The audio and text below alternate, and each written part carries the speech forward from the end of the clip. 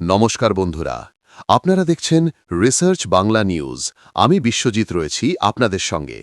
আজকের খবর, বিহার থেকে একের পর এক এনডিএ প্রার্থীর মনোনয়নপত্র বাতিল। ভোটের আগে এমন নজিরবিহীন ঘটনায় প্রশ্ন উঠছে, এটা কি নীতীশ কুমারের রাজনৈতিক প্রতিশোধ, নাকি এর পেছনে আরও গভীর কোনো গোপন সমীকরণ কাজ করছে? ইলেকশন কমিশন যে হঠাৎ এমন কড়া পদক্ষেপ নিতে পারে তা ভাবেননি কেউই। আর এই ঘটনায় কিন্তু সরাসরি লাভবান হচ্ছে ইন্ডিয়া জোট, অর্থাৎ আরজেডি কংগ্রেসের জোট। চলুন এক এক করে দেখি কিভাবে ঘটনাটা শুরু হলো। প্রথম ধাক্কা এলো ছাপড়া জেলার মারুয়া বিধানসভা থেকে।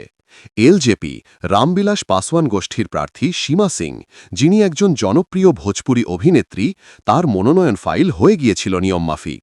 কিন্তু হঠাৎই এক ঘোষণা, ইলেকশন কমিশন বলছে তার মনোনয়নে টেকনিক্যাল ভুল আছে এবং সোজাসুজি ফাইলটা বাতিল।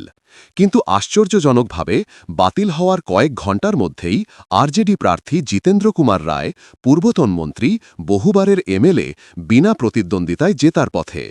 এখানেই প্রথমবার প্রশ্ন উঠল, এই ভুলটা কি সত্যিই টেকনিক্যাল, নাকি টেকনিক্যাল নামেই লুকিয়ে আছে এক রাজনৈতিক ট্যাকটিক্যাল চাল? এরপর ঘটনাটা আরও বড় হয়। এইবার ধাক্কা খায় বিজেপি নিজেই। ছাপড়া বিধানসভা থেকে বিজেপি প্রার্থী ছোটি কুমারী ১৭ তারিখে মনোনয়ন ফাইল করেছিলেন, সব নিয়ম মেনে সব নথি জমা দিয়ে।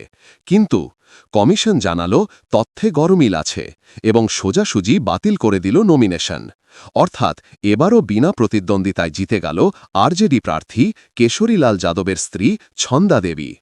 দুটি আসন পরপর, একটা এলজেপির, একটা বিজেপির, আর দুটোই ইন্ডিয়া জোটের ঝুলিতে চলে গেল ভোটের আগেই।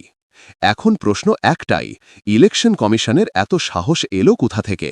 কারণ মুখ্যমন্ত্রী এখনও নীতীশ কুমার, আর ইলেকশন কমিশন রাজ্যের নিয়ন্ত্রণে। তাহলে কি নীতীশ কুমারই নেপথ্যে কলকাঠি নাড়ছেন? ভোটের আগেই কি এনডিএ জোটকে ভিতর থেকে দুর্বল করার খেলা শুরু করেছেন? চিরাগ পাসওয়ান এই ঘটনায় উত্তাল। রাতারাতি তিনি উড়ে যান দিল্লি, অমিত শাহের সঙ্গে বৈঠকে বসেন এবং সাংবাদিকদের বলেন, এটা টেকনিক্যাল ভুল নয়, এটা রাজনৈতিক ষড়যন্ত্র। এরপর আসে এক নতুন মোড়। প্রশান্ত কিশোর সামনে এনে দেন এক নতুন অভিযোগ। তিনি বলেন, বিহারের উপমুখ্যমন্ত্রী সম্রাট চৌধুরীর শিক্ষাগত যোগ্যতা মিথ্যা। তিনি আগে যখন মনোনয়ন ফাইল করেছিলেন দেখিয়েছিলেন মাধ্যমিক পাশ, কিন্তু এবার হঠাৎ তার হলফনামায় লেখা পিএইচডি।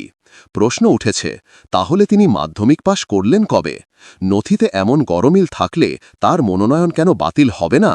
পিকে সরাসরি দাবি করেছেন, যেভাবে সীমা সিংয়ের নমিনেশন বাতিল করা হলো, তাহলে সম্রাট চৌধুরীরও হওয়া উচিত। কিন্তু এখনও পর্যন্ত ইলেকশন কমিশন নীরব। নীরবতা মানে কি সম্মতি, নাকি কোনো বিগ বসের অর্ডার না আসা পর্যন্ত অপেক্ষা? এই মুহূর্তে পরিস্থিতি আগুনের মতো গরম। অমিত শাহ স্পষ্ট বলেছিলেন, নীতীশ কুমার আর মুখ্যমন্ত্রী থাকবেন না। অর্থাৎ নির্বাচনের পরে যদি এনডিএ জেতে, সম্রাট চৌধুরী মুখ্যমন্ত্রী পদে যেতে পারেন। কিন্তু বিহারের রাজনৈতিক অঙ্কে নীতীশ কুমার সেই চালটা আগেই বুঝে ফেলেছেন। তাই কি এখনই প্রতিশোধ নিচ্ছেন?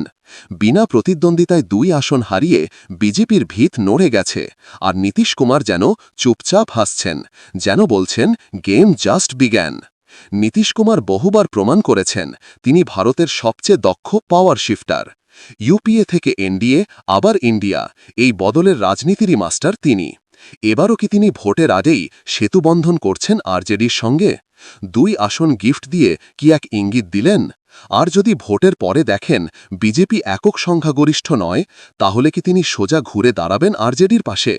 নীতীশ কি এনডিএর মধ্যে থেকেও এনডিএকে হারানোর খেলা খেলছেন? এই প্রশ্ন এখন বিহার থেকে দিল্লি পর্যন্ত ছড়িয়ে পড়েছে। ভোটের প্রথম দফা ৬ নভেম্বর, মাত্র কয়েকদিন বাকি। এরই মধ্যে এমন নাটকীয় মনোনয়ন বাতিল। এটা কি কেবল কাকতালীয়, নাকি রাজনৈতিক বার্তা, যদি আমাকে সরাও আমিও তোমাদের ভেতর থেকে সরিয়ে দেব? ইন্ডিয়া জোট এই ঘটনায় উল্লাসিত। আরজেডি বলছে জনতা নীতীশের সঙ্গে, আর বিজেপি মুখে চুপ থাকলেও অভ্যন্তরে চাপে পড়েছে স্পষ্টই বোঝা যাচ্ছে। শেষে একটা কথাই বলা যায়, বিহারের ভোট এবার শুধু ভোট নয়, এটা এক রাজনৈতিক দাবা খেলা, যেখানে প্রত্যেক ঘুঁটি নাড়ছেন নীতীশ কুমার নিজে।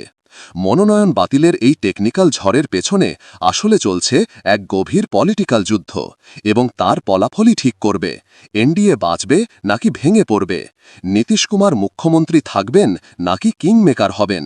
বন্ধুরা, এ বিষয়ে আপনারা কি মনে করেন? এটা কি নীতীশ কুমারের রাজনৈতিক বদলার শুরু নাকি বিজেপির ইনহাউস ক্রাইসিসের ফল? জবাব দেবেন আপনারা কমেন্ট বক্সে, এবং আমাদের বিশ্লেষণ ভালো লাগলে রিসার্চ বাংলা নিউজ ইউটিউব চ্যানেলটিকে সাবস্ক্রাইব করে আমাদের পাশে থাকুন, সত্যের গভীরে পৌঁছানোর একমাত্র প্ল্যাটফর্ম। ধন্যবাদ। আমি বিশ্বজিৎ, আবার দেখা হবে পরের পর্বে।